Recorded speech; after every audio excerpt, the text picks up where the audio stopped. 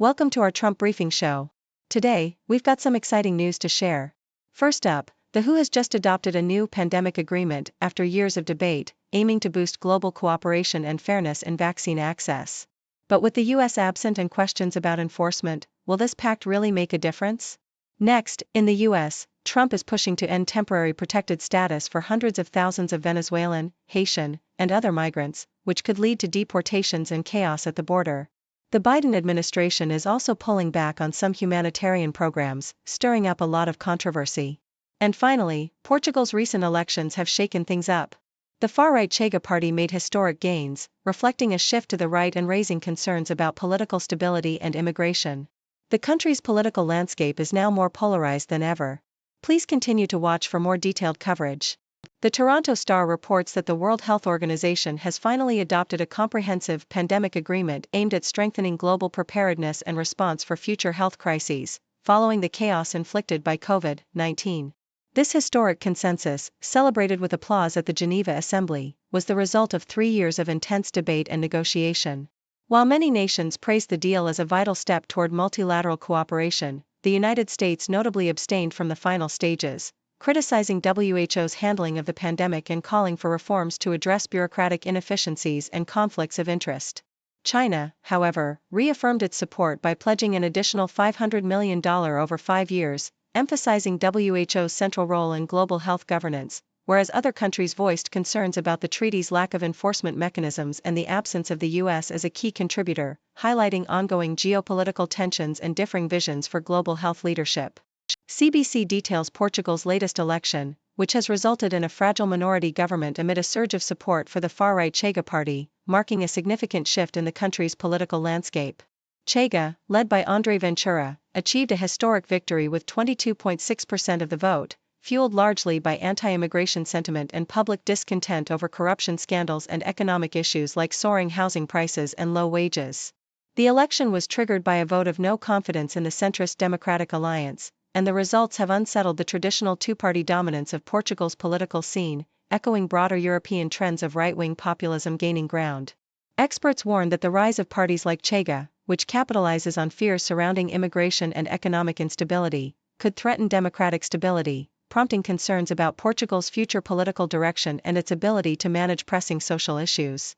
The Toronto Star also discusses the Biden administration's recent moves to phase out various temporary protections for immigrants from troubled nations, including Venezuela, Haiti, Cuba, and Nicaragua. The Supreme Court's decision to allow the termination of temporary protected status, TPS, for around 350,000 Venezuelans underscores the tightening immigration policies, as the administration aims to end protections that have allowed many to stay and work legally in the U.S. Critics argue that these policies, which include ending humanitarian parole programs and the CBP-1 app's usage, risk destabilizing communities and forcing many immigrants into uncertain legal limbo. The administration contends that these measures are necessary to restore order at the border and enforce immigration laws, but immigrant advocates warn that the rollback could lead to increased deportations and humanitarian crises, reflecting the ongoing political divide over immigration reform and the future of America's diverse immigrant communities.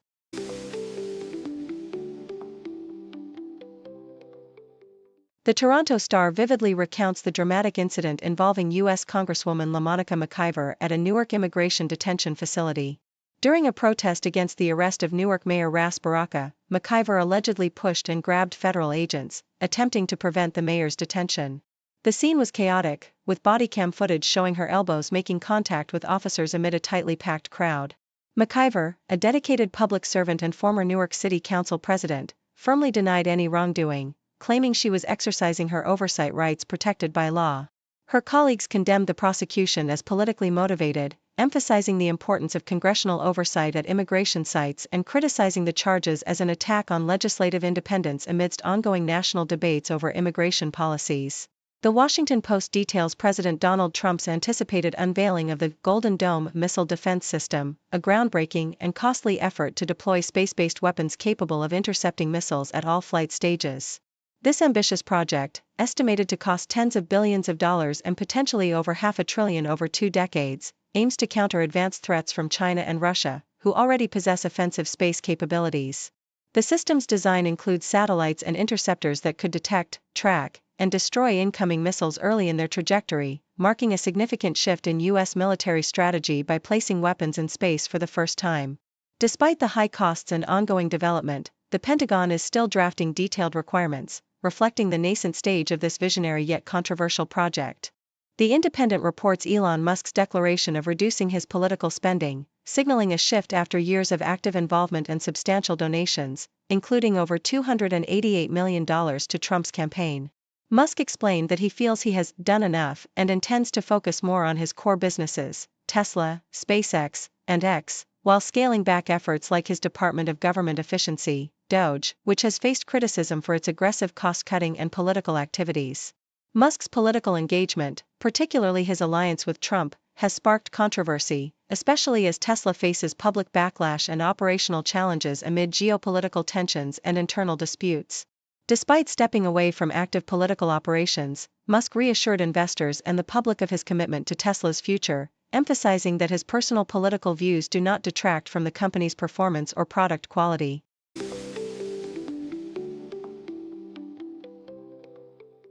The Toronto Star reports on Dubuque County Sheriff Joe Kennedy's cautious stance regarding immigration enforcement in Iowa.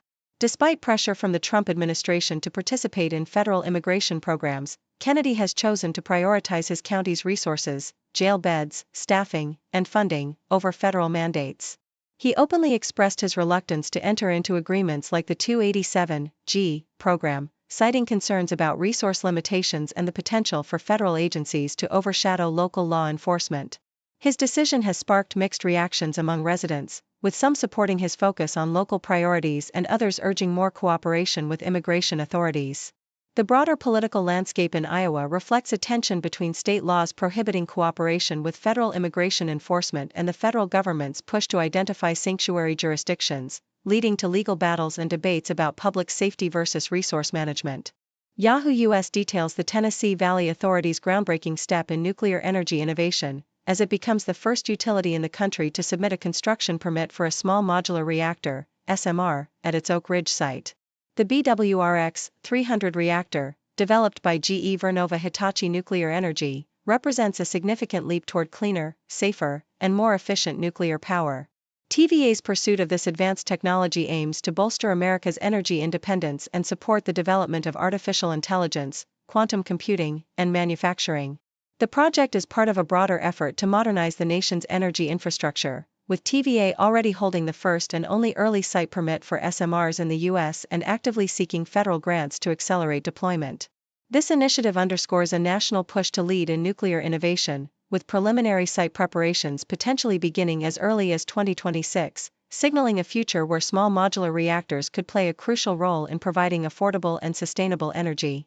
Deutsche Welle explores South Africa's contentious land reform policies, focusing on President Cyril Ramaphosa's efforts to foster better relations with the United States and address domestic fears surrounding the Expropriation Act. This law, which allows for the state to expropriate land without compensation under specific conditions, has sparked intense debate within South Africa. Many citizens worry about the potential for increased inequality, economic instability, and the impact on property rights, while the government argues that land reform is essential for addressing historical injustices and promoting economic redistribution. Ramaphosa's diplomatic approach aims to reassure international partners, particularly the U.S., that South Africa's land policies are balanced and aimed at social justice. The debate over land reform remains a deeply divisive issue, reflecting broader struggles over racial inequality, economic development, and national reconciliation, with South Africans divided on how best to achieve equitable land distribution without jeopardizing economic stability.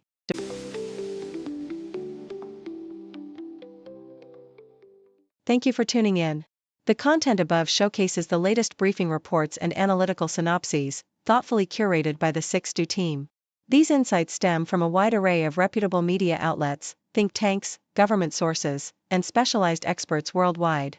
We encourage you to explore these sources for a comprehensive perspective. Keep in mind that while the content may not always align with the official standpoint of 6Do Brief, it's not meant to be taken as absolute directives for decision-making. Comprising seasoned media professionals, learned scholars, and accomplished scientists, the 6Do team embodies a trailblazing, fully independent media entity. To customize 6Do Brief to meet your professional needs, you have the option to subscribe to a diverse array of briefings on our website, 6dobrief.com.